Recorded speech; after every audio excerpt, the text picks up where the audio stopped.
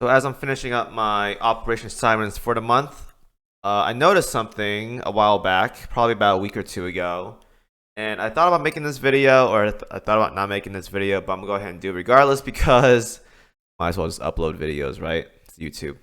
Anyways, though, what I want to talk about for this video is something that I think a lot of you guys can agree on, and some of you guys probably don't agree on, but if you guys are similar to me, you guys can probably agree on this.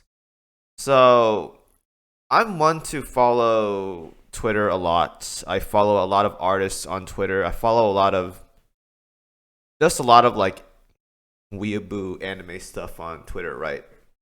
And what I've noticed is that I know Azur Lane does get some fan art and it does get some cosplays, but fan art most of the time is going to be the kicker because if you guys don't already know, some of the biggest gacha games out there as of right now gets a lot of fan art, like Genshin Impact, Blue Archive.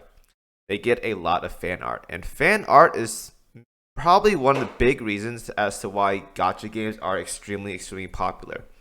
It self-advertises. The company doesn't have to do anything. Artist just draws characters, and those characters advertise themselves, and the game gets popular because of artists and cosplayers and stuff like that, right? So that's how it works. And what I've noticed is that probably Azur Lane has gotten a big dip in terms of fan art over the past couple of years. Now, I'm not saying the game isn't still popular. Still, it is popular, but when it comes to artist preference, there's not many when it comes to Azur Lane stuff because why draw Azur Lane when you can draw like Genshin Impact Raiden or Blue Archive, the seventh, I don't know, whatever, Yuka, Mika, popular characters like those, right? And what I've noticed is that the recent skin for E-Girl, Ager, or Azir, or whatever you want to call her, I don't care anymore at this point, got a lot of fan art. I'm talking a lot. If you guys don't already know, you guys can check from like Don Buru or whatever website you guys want to look at. There's a lot of fan art for her. And this tells me a lot about what people like for skins and what Manjuu, Yostar can change up in terms of how to not monopolize, market Azur Lane itself to become a more successful game. Even though it is pretty successful, it can be a more successful game. And it comes down to this.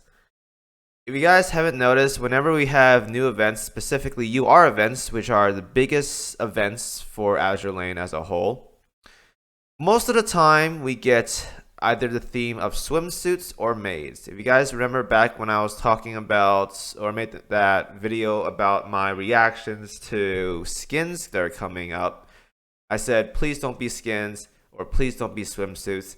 We ended up getting swimsuits. Here's the thing.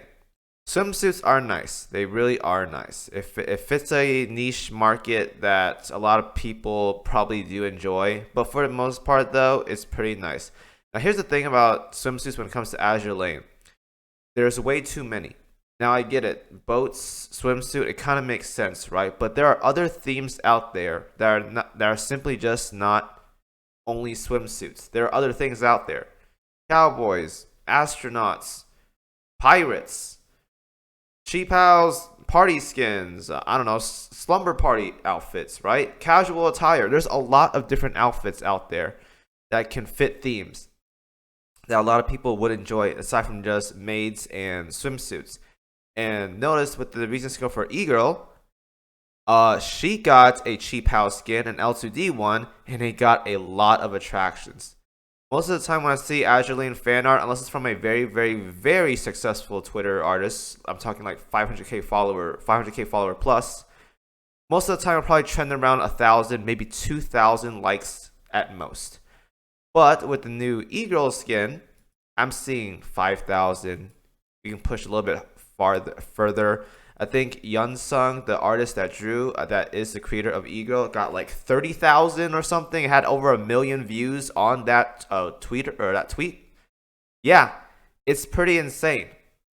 So what I'm saying is, if they want a more successful release of monetization for Azur Lane, they're going to have to appeal to artists. And if you want to appeal to artists, you have to make skins, you have to make character designs that are very attracting to those artists. And up until now, I don't think many of them are very, very attractive for artists. Like Vanguard didn't get that much publicity. Yorktown 2 got a little bit, but not that much. Musashi is pretty much only drawn by Dishwasher at this point. They get some attraction when they get like a big, big amount. But this new e-girl skin, though, absolutely got a lot of attractions. So what does this mean for the game? It means if they make other skins that aren't just maid skins or swimsuits all day, they can pull out a lot of attractions. Now, I know that e-girl is drawn by a well-known artist and a pretty famous one as well. But if you just make designs that are just like unique, interesting, fit some kind of like desire that some people have, it can turn out really successful when it comes to advertising the game. Like if we were to compare like e-girl skin to a swimsuit skin, it's nowhere near as revealing. So the risk of censorship isn't really there. Because I know like what was it?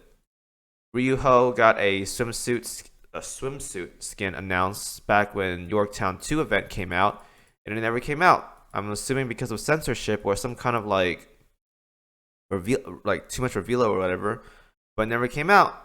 And now we have this skin right here, nowhere near as revealing as the swimsuit that Ryuho had, and it got way more attractions. I think this is like the one skin that got this much attractions in like forever. I can't really think of another event that we had that got this much attraction. I really can't. Like I don't think even Musashi's event gave out this much attraction because the skins weren't just unique enough to attract artists to draw these kind of skins. So I do believe that Azur Lane is still a popular game. It can definitely climb up to the point where it can draw and like bring out more new players, more attractions to the game. So it can grow definitely like way more. If you guys think about it, let's take Blue Archive for example. This game has snowballed to a absurd amount of popularity over the course of a few years. Start with Bunny, Asuna, and Karin. Now here we are about 2 years later. It beat Toho in Comiket 101 in publicity and popularity. Actually insane. To beat Toho or Kantai when it comes to Comiket popularity is insane.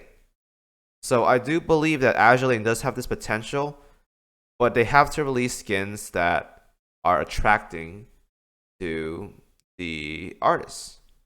I think Shinano was a good skin, but I don't think it was that attractive for artists. But this e-girl skin though, pretty good. So I'm sure they're capable of asking for other skins that aren't just swimsuits all day or maid skins all day. When you make skins like these that are really good, you can pull in artists, and then artists are going to pull in potential new players. Potential new players are going to come into the game, buy some skins or whatever. There you go. And tell their friends about it, and there you go. Now, I'm not saying this game doesn't have a lot of attraction, because it does.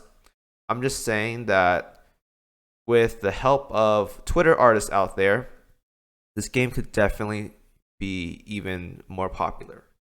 Their assistants. In order to do that, you got to design skins and ships that are going to attract these artists to advertise the game for you. So that's what I believe in. I do want more skins that are not just maids or swimsuits all day. I do want to see more skins that have potential to attract social media artists out there, to draw them, bring in new players to the game, and then they can find out why this game is probably one of the best, if not the best, free-to-play game out there on the market for gacha and all that jazz. So that's my take on the whole idea of how to get Azur Lane to be bigger. Let me know what you guys think. Any concerns, questions, let me know. And thank you guys for watching as always. I'll see you guys in the next video.